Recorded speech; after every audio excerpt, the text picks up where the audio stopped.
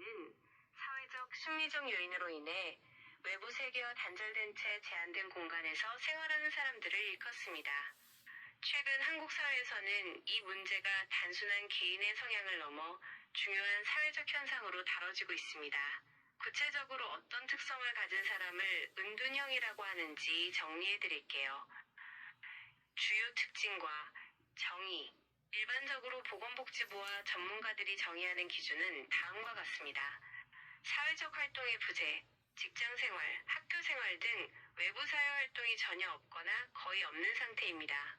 제한된 거주 공간, 집안, 혹은 자신의 방 안에서만 주로 머뭅니다. 기간의 지속성, 일시적인 휴식이 아니라 보통 6개월 이상 이러한 상태가 지속될 때 은둔형으로 분류합니다. 대인관계의 단절, 가족 외의 타인과 교류가 거의 없으며 깊은 고립감을 느낍니다.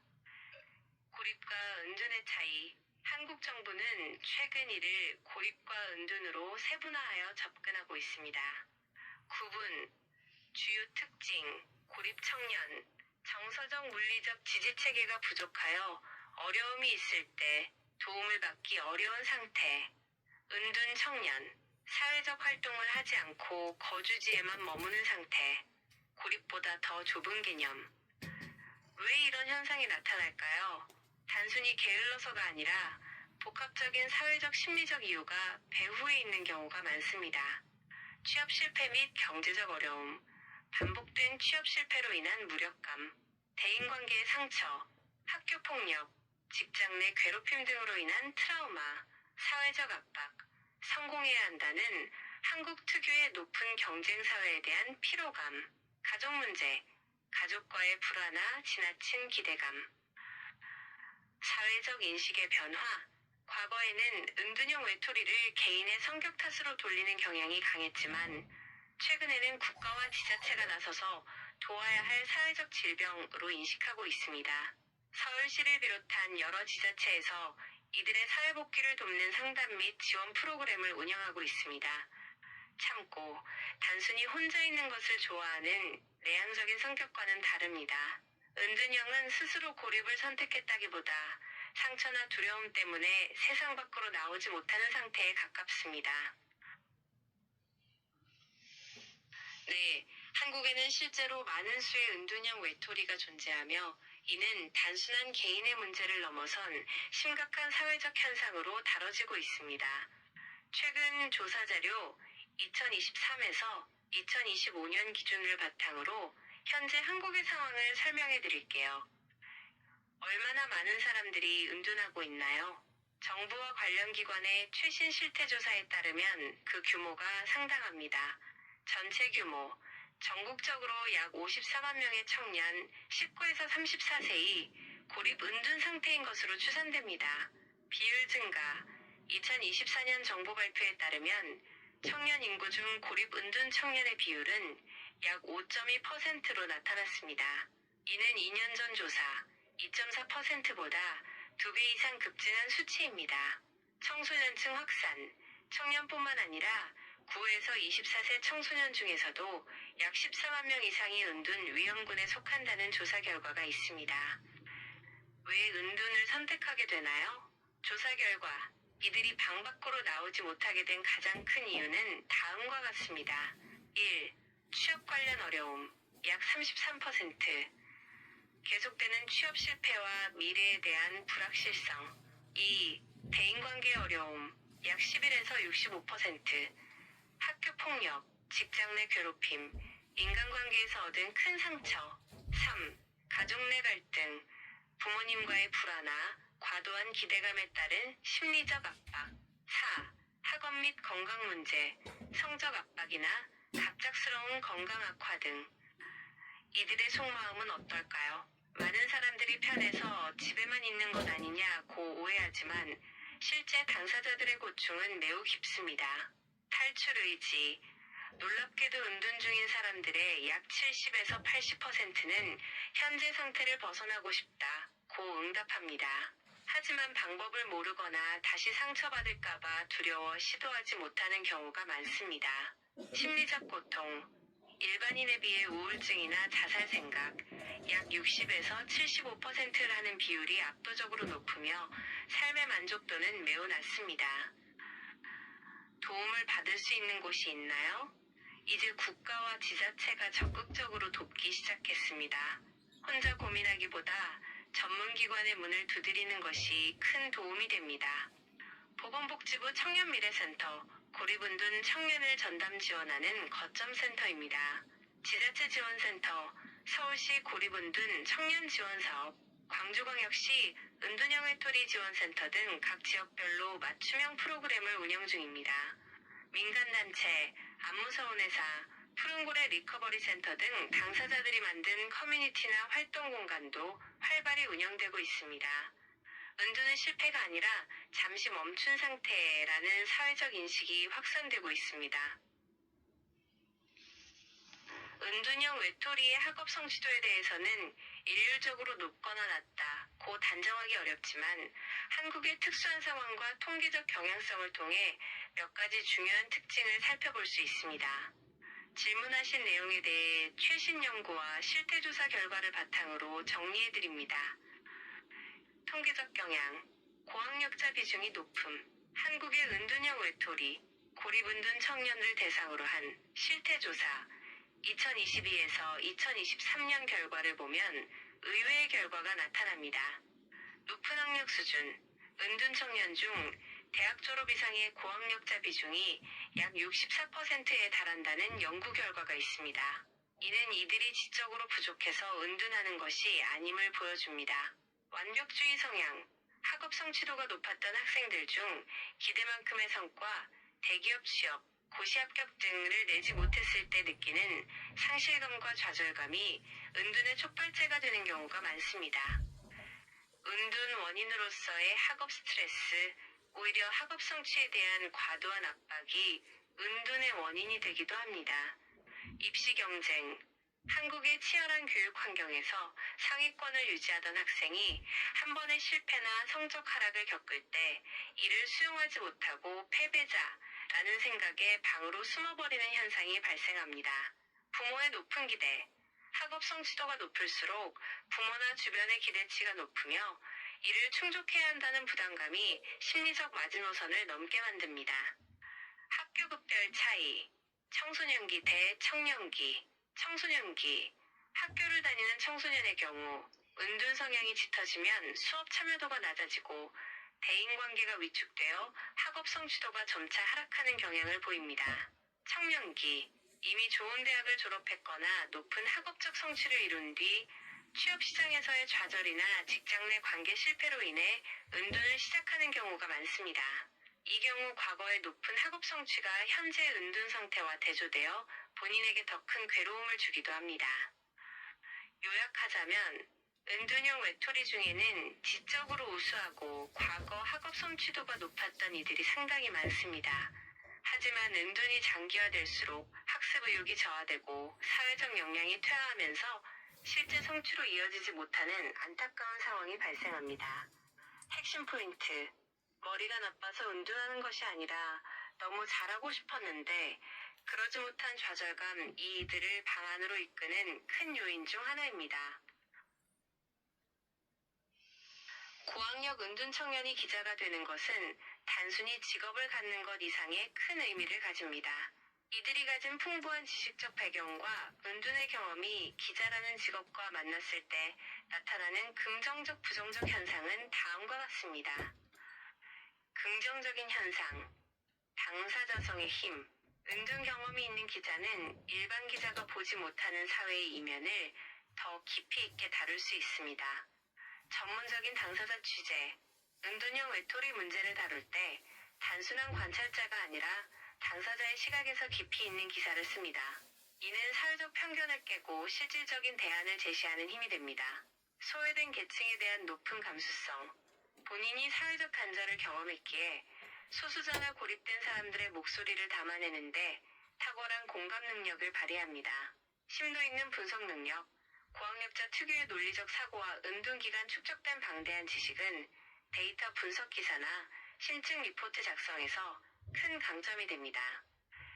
예상되는 어려움과 도전, 기자라는 직업은 대인 접촉과 속도가 생명이기 때문에 초기 적응 과정에서 큰 고비를 맞을 수 있습니다. 취재 현장의 압박. 기자는 매일 새로운 사람을 만나고 질문해야 합니다. 대인관계에 어려움을 겪었던 은둔 청년에게는 취재원 확보와 인터뷰 과정이 극심한 스트레스가 될 수 있습니다. 마감 시간과의 사투. 정해진 시간에 기사를 송고해야 하는 긴박한 환경은 심리적 여유를 뺏고 다시 고립되고 싶은 욕구를 자극할 수 있습니다. 재은둔의 위험. 업무 중 발생하는 갈등이나 비판을 개인적인 실패로 받아들일 경우 다시 방 안으로 숨어버리는 재은둔의 기로에 서기도 합니다. 새로운 저널리즘 형태의 등장. 최근에는 전통적인 신문사 기자 외에도 은둔 청년들이 직접 신문을 만들거나 콘텐츠를 제작하는 사례가 늘고 있습니다. 당사자 신문 발행. 일본의 히키코모리 신문처럼 은둔 청년들이 직접 기자가 되어 동료들을 인터뷰하고 정책을 제안하는 매체가 생겨나고 있습니다. 비대면 저널리즘 활용. 텍스트 중심의 온라인 기사나 뉴스레터, 데이터 저널리즘 등은 대면 접촉을 최소화하면서도 고학력 은둔 청년의 분석력을 극대화할 수 있는 영역입니다. 참고 은둔 경험이 스펙이 되는 시대. 과거에는 은둔 기간을 공백기로 숨겨야 했지만 이제는 그 기간 동안 느꼈던 통찰이 누군가를 돕고 사회를 변화시키는 강력한 콘텐츠 경험치로 인정받기 시작했습니다. 고학력 은둔 청년이 기자가 된다는 것은 세상과 소통하는 법을 다시 배우는 동시에 세상에 새로운 시각을 선물하는 과정이 될 것입니다. 이 영상은 한국 사회에서 고립된 청년들이 겪는 실제 어려움과 이들에 대한 사회적 인식 변화의 필요성을 잘 보여줍니다. 검사는 한국 사회에서 가장 권위적이고 강력한 권한을 행사하는 직업 중 하나입니다. 고학력 은둔 청년이 사법시험이나 로스쿨을 거쳐 검사가 된다면 그 과정과 임용 이후에는 매우 독특하고 양면적인 현상이 나타날 수 있습니다. 긍정적인 현상, 따뜻하고 세밀한 수사. 은둔의 경험은 검사로서의 공감 능력과 사건 해석의 깊이를 더해줄 수 있습니다. 사회적 약자에 대한 깊은 공감. 범죄 피해자나 가해자 중에는 사회적 고립 상태에 놓인 이들이 많습니다. 은둔 경험이 있는 검사는 이들의 심리 상태를 누구보다 잘 이해하여 서류 너머의 진실을 포착하는 데 탁월할 수 있습니다. 치밀한 서류 검토 및 분석. 은둔 기간 동안 축적된 고도의 집중력과 분석력은 방대한 수사 기록을 검토하고 법리적 빈틈을 찾는 데 강점으로 작용합니다. 신중한 구속영장 및 기소 판단. 고립의 고통을 알기에 한 사람의 인생을 바꿀 수 있는 법적 강제력을 행사할 때 훨씬 더 신중하고 인간적인 고민을 거치게 됩니다. 예상되는 어려움. 조직 문화와의 충돌. 검찰은 한국에서 가장 수직적이고 집단주의적인 조직 중 하나입니다. 은둔 성향이 강한 개인에게는 이 환경이 큰 도전이 됩니다. 강도 높은 대면 업무. 검사는 피의자 신문, 피해자 조사, 타 부처와의 협의 등 끊임없이 사람을 대면하고 설득해야 합니다. 대인관계에서 에너지를 많이 소모하는 은둔형 성향에게는 업무 자체가 엄청난 스트레스가 될 수 있습니다. 상명하복의 조직 문화. 검사 동일체의 원칙 아래 일사불란하게 움직이는 조직 문화는 자율성과 개인적 공간을 중시하는 은둔 청년 출신에게 심리적 압박감을 주어 재은둔이나 번아웃을 유발할 수 있습니다. 엄격한 자기관리 압박. 검사는 높은 도덕성과 사회적 활동을 요구받습니다. 과거의 은둔 경력이 알려질 경우 가해질 수 있는 주변의 편견 어린 시선을 견뎌내야 하는 심리적 무장도 필요합니다. 사회적 상징성, 희망의 아이콘. 만약 고학력 은둔 청년이 검사로 성공적으로 안착한다면 이는 한국 사회에 강력한 메시지를 던집니다.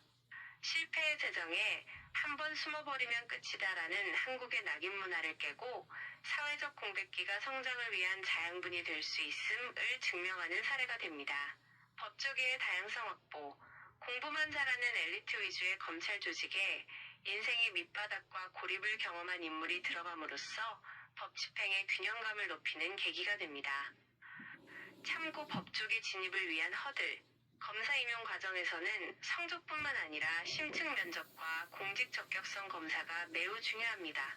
은둔 경험이 있는 고학력자가 검사가 되기 위해서는 자신의 과거를 숨기는 것이 아니라 그 기간 동안 얻은 인간에 대한 통찰력을 어떻게 정의에 실현했을 것인지 설득력 있게 보여주는 과정이 필수적입니다.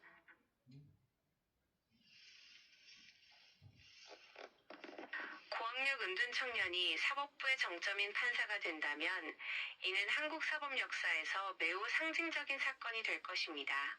판사는 법과 양심에 따라 독립적으로 판단하는 직업인 만큼 은둔의 경험은 판결의 성향과 법정 분위기에 독특한 영향을 미칠 수 있습니다. 긍정적인 현상, 공감과 성찰의 재판, 판결문은 단순한 법리 적용을 넘어 한 사람의 삶을 규정합니다. 은둔 경험이 있는 판사는 다음과 같은 강점을 보일 수 있습니다. 사회적 고립자에 대한 이해, 고독사, 은둔형 외톨이 범죄, 사회적 부적응으로 인한 사건들을 다룰 때 가해자나 피해자의 심리적 상태를 깊이 있게 통찰합니다. 이는 처벌 중심이 아닌 치유와 회복을 고려한 판결로 이어질 수 있습니다. 독립적이고 신중한 판단, 은둔의 시간은 타인의 시선에서 벗어나 스스로 사유하는 시간입니다. 조직이나 여론의 압박에 덜 휘둘리고 오직 기록과 법리에만 집중하여 소신 있는 판결을 내릴 가능성이 큽니다. 문서 중심 업무의 탁월성, 판사의 업무 중 상당 부분은 방대한 기록 검토와 판결문 작성입니다. 고학력 은둔 청년이 가진 높은 문해력과 집중력은 논리적으로 완결성 높은 판결문을 만드는 데 큰 자산이 됩니다. 예상되는 어려움, 법정 소통의 압박. 판사는 기록만 보는 사람이 아니라 법정에서 수많은 이해관계자를 마주하고 갈등을 중재해야 합니다.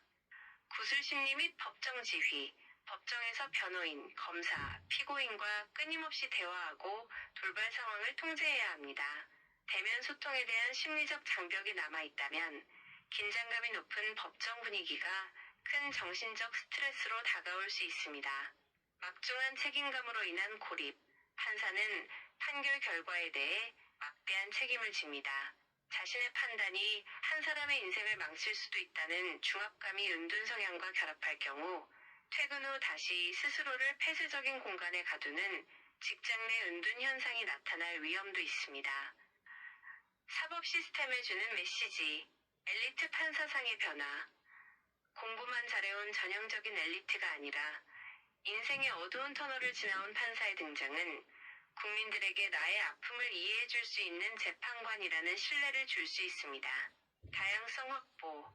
천편일률적인 판결에서 벗어나 소외된 계층의 삶의 맥락을 읽어내는 다양한 시각이 사법부에 수혈되는 계기가 됩니다.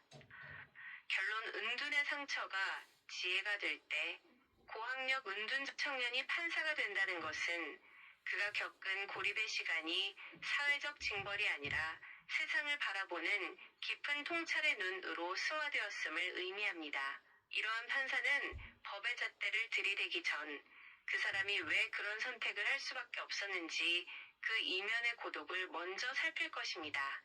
판사, 검사, 기자 등 사회적 영향력이 큰 직업군에 대해 질문하셨는데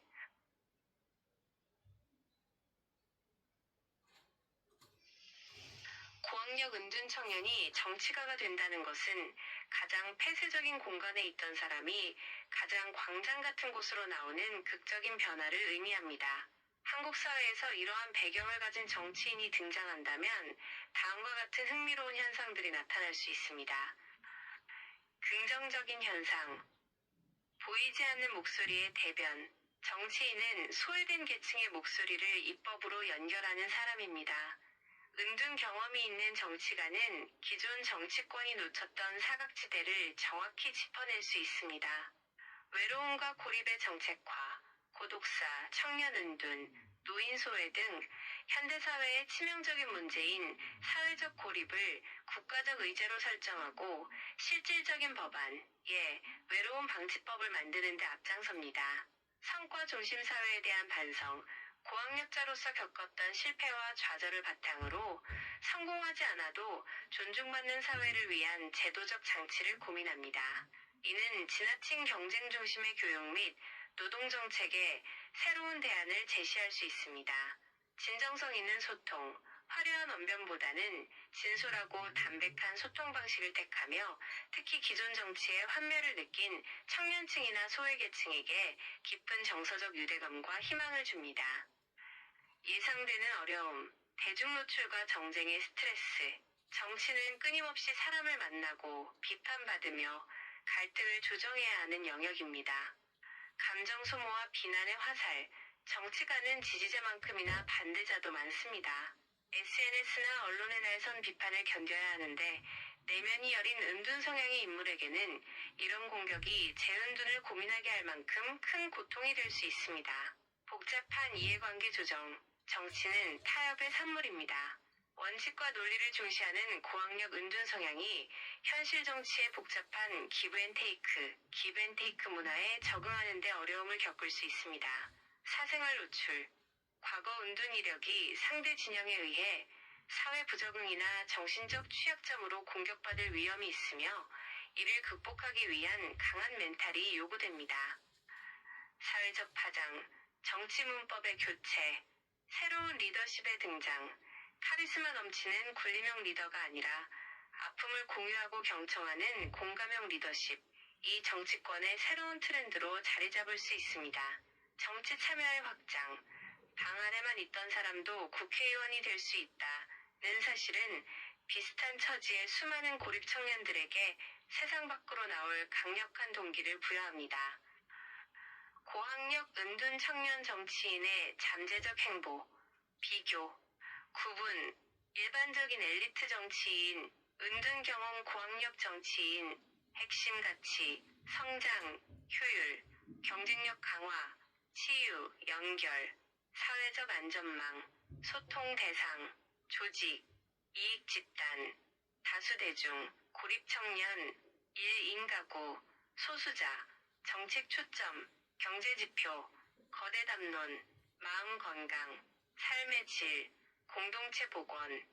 결론, 방에서 광장으로 은둔 청년 출신 정치가는 아파본 사람이 아픈 사람을 가장 잘 고친다는 격언을 증명하는 존재가 될 것입니다. 그들이 겪은 고독의 시간은 사회의 가장 아픈 곳을 찾아내는 정밀한 안테나가 되어 차가운 법과 제도에 따뜻한 온기를 불어넣는 역할을 할 것입니다. 기자, 검사, 판사에 이어 정치가까지 살펴보았습니다. 기자, 검사, 판사라는 전문직 커리어를 거친 40에서 60세 남성 은둔 청년 출신이 정치를 하게 된다면 이는 한국 정치 지형에 매우 독특하고 강력한 현상을 불러일으킬 수 있습니다. 40세에서 60세는 인생의 황금기이자 사회적 경륜이 가장 완숙한 시기입니다.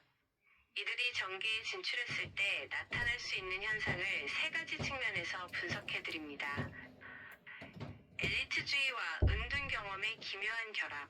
이들은 한국 사회의 주류, 기자 법조인이면서 동시에 비주류, 은둔 경험이었던 이중적 정체성을 가집니다. 현상, 기존의 꼰대 정치와는 전혀 다른 형태의 엘리트 정치가 나타납니다.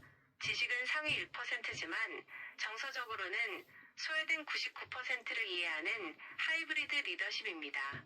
효과, 개천에서 용난다는 과거의 성공 방식이 아니라 절망에서 돌아온 전문가라는 서사가 대중에게 강력한 호소력을 갖게 됩니다. 정책의 정밀도와 깊이의 변화, 기자로서의 정보력, 검사 판사로서의 법치주의적 사고가 은둔이라는 감성과 만나 정책의 질이 달라집니다. 데이터 기반의 복지, 단순히 돈을 나눠주는 복지가 아니라 은둔 청년들이 왜 발생하는지 기자적 시각으로 추적하고 법조적 시각으로 제도를 설계합니다. 사회적 고립제도와 40에서 60세는 한가기의 중심입니다. 이 시기의 정치인은 단순히 청년 문제뿐만 아니라 은둔형 외톨이가 나이가 들어 발생하는 중장년 고립 및 8050 문제, 80대 부모가 50대 은둔 자녀를 부양하는 문제에 대해 가장 실질적인 법안을 만들 가능성이 높습니다. 세대 간 가교 역할, 4060세대의 특수성.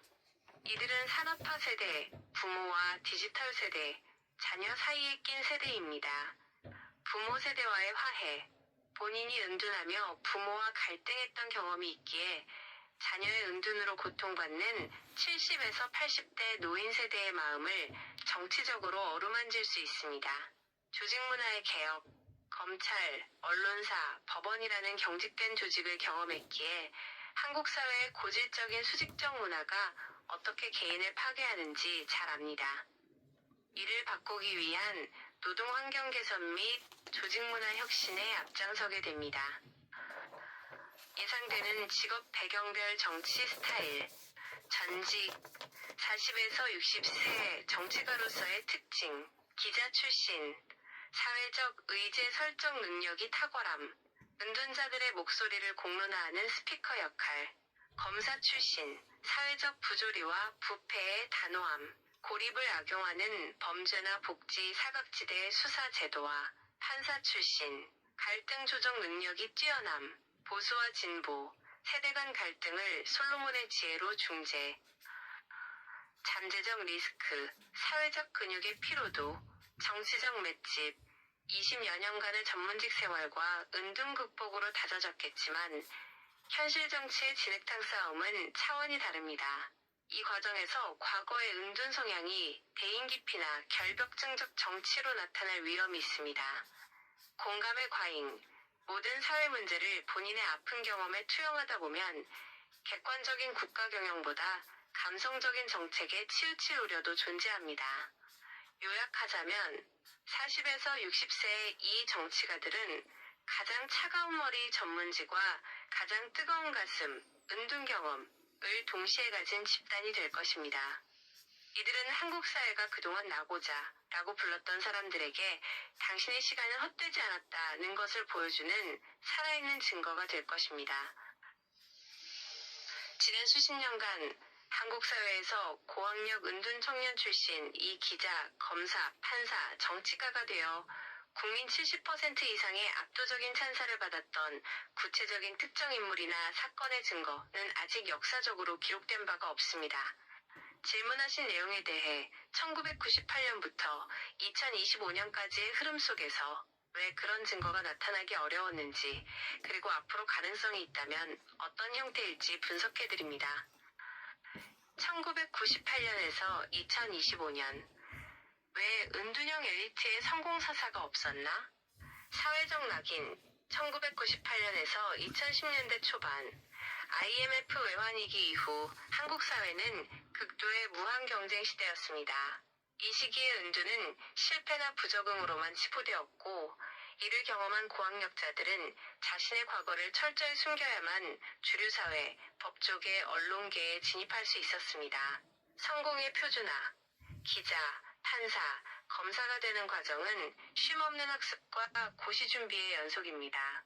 은둔 기간이 있었다면 그것은 수험생활로 포장되었을 뿐 사회적 단절로서의 은둔이 공개적으로 긍정적인 평가를 받은 적은 없습니다. 공개된 서사의 부재. 설령 은둔을 극복하고 고위직에 오른 인물이 있더라도 한국의 보수적인 공직문화상 이를 나의 은둔 경험이 나를 더 좋은 검사로 만들었다 라고 대중에 공개하여 70%의 박수를 이끌어낼 사회적 토양이 아니었습니다. 변화의 조짐. 2020년에서 2025년. 최근 5년 사이 분위기가 바뀌고 있습니다. 하지만 여전히 국민 70%의 박수라는 수치적 증거보다는 인식의 전환 단계에 있습니다. 정치권의 영입 시도. 최근 정당들이 고립은둔 청년을 대변할 인물을 청년 인재로 영입하려는 시도가 있었습니다. 하지만 이들이 실제 권력의 핵심, 40에서 60세의 중견 정치인으로서 큰 성과를 내어 압도적인 지지를 증명한 단계까지는 가지 못했습니다. 드라마와 미디어를 통한 투사. 실제 인물보다는 이상한 변호사 우영우나 더 글로리처럼 사회적 고립이나 상처를 가진 인물이 전문가로서 성공하는 모습에 대중의 열광, 시청률 및 지지율 70%에 육박하는 현상은 나타났습니다. 이는 대중이 상처를 아는 전문가에 대한 갈망이 있음을 보여줍니다. 70% 박수를 위한 조건. 향후 가능성. 만약 40에서 60세의 전문직 출신 은둔 경험자가 국민적 박수를 받는다면 그 증거는 다음과 같은 형태로 나타날 것입니다. 1. 입법적 증거. 그가 만든 법안. 예. 저는 국민고독방지 및 사회적 연결법이 통과되어 실제 자살률이나 고립지표가 획기적으로 낮아졌을 때. 2. 판결 수사의 증거. 기득권의 편이 아니라 사회적 약자의 고립된 심정을 꿰뚫는 판결로 국민적 공분을 해소했을 때.